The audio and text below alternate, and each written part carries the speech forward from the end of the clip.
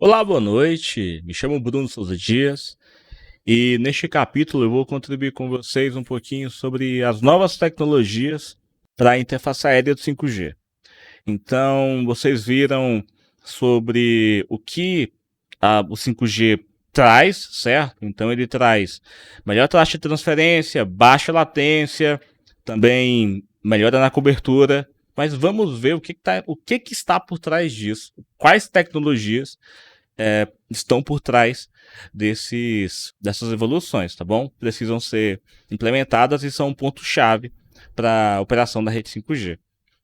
E podemos dizer que essas aulas aqui, elas são um resumo, algo que serve para você talvez revisar o que você viu na plataforma da Huawei, ou ver antes também, acredito que não tem problema, mas é um complemento ao estudo de vocês, porque o conteúdo mesmo, assim, base que vocês vão utilizar para fazer a certificação é os vídeos da plataforma, porque e aqui é um resuminho, tá? Então, se vocês continuam tendo necessidade de acessar lá, muito importante. Então, falando sobre essas tecnologias, aqui, melhoria das taxas de transferências. Temos aqui High Bandwidth, novo esquema de código, High Order Modulation, Massive MIMO, certo? Então são tecnologias que vão trabalhar para isso. Então, redução de latência. Temos Flexible Frame Structure, dentre as outras. Então, assim, na maioria das vezes, vou traduzir de forma literal, nada de explicar, mas é importante que lembrem dos nomes em inglês mesmo, até porque o conteúdo da plataforma é em inglês e a certificação de vocês também será em inglês. Então, é muito importante que vocês estejam acostumados com o termo no seu idioma. E sobre cada coisa especificamente aqui, vamos falar um pouco mais para frente aqui. Então, chegando no espectro, temos duas faixas de operação, onde no 5G, o espectro do 5G, definido pela 3GPP, divide nessas duas faixas, tá bom?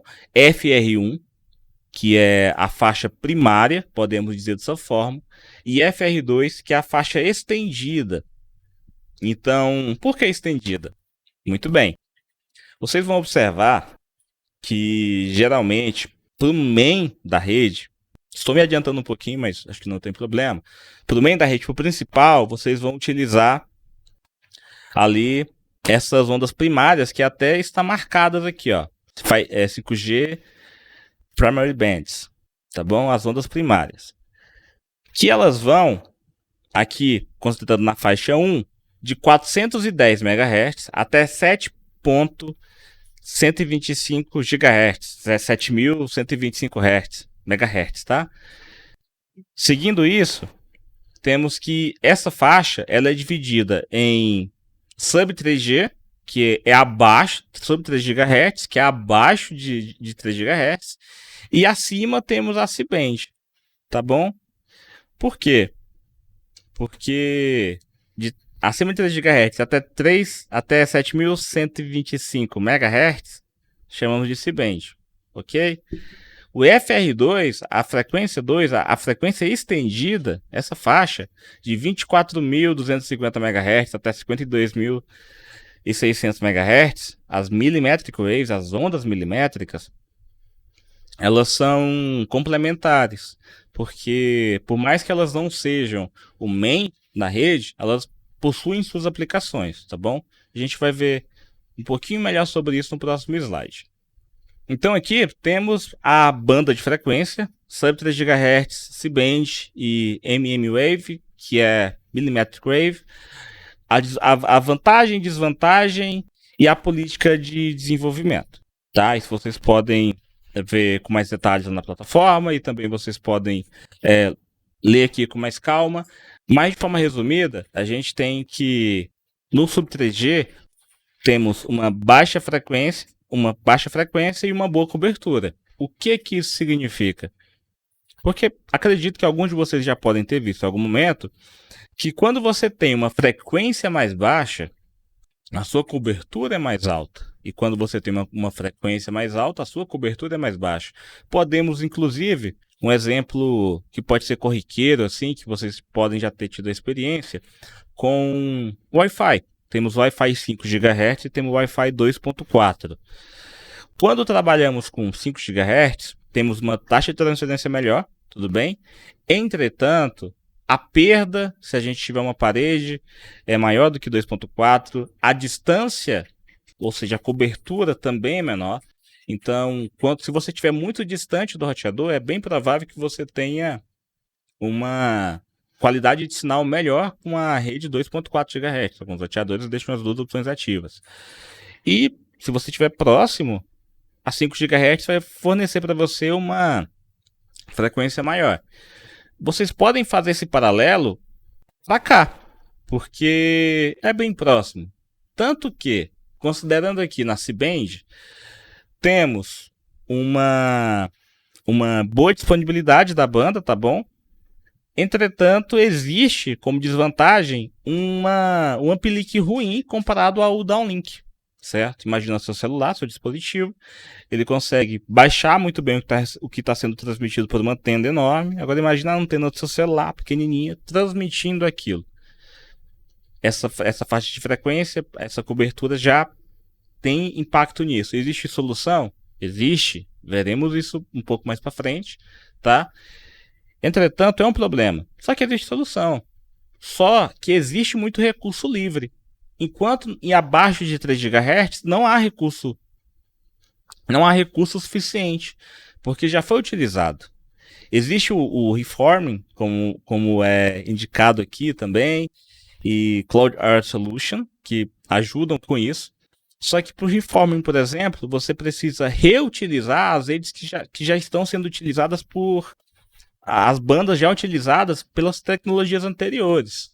Só que não tem como eu desativar o 3G, por exemplo, hoje, por questão econômica, já para implementar tudo em 5G. As coisas vão caminhando aos poucos.